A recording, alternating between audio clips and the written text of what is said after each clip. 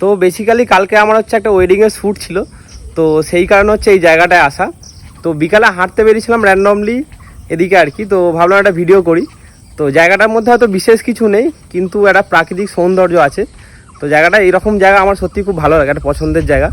তো আমি জাস্ট জায়গাটা দেখাচ্ছি, একটা গ্রামের রাস্তা, ঠিক আছে, মানে এই চারদিকে পুরো মাঠ, আর এই একটা গ্রামের রাস্তা, আশেপাশে প্রচুর গাছপালা আছে, ঠিক আছে, অনেক জানা অনেক নাম না জানা গাছ আছে।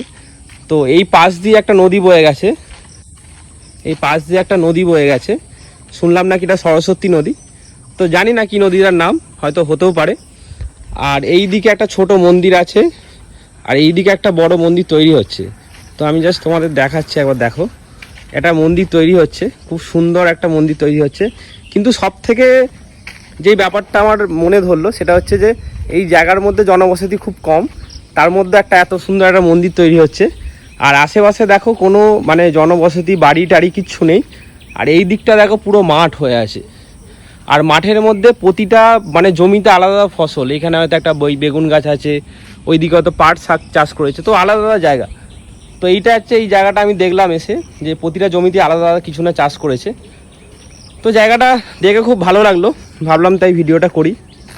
তো এটাই ছিল ভিডিওটার মধ্যে।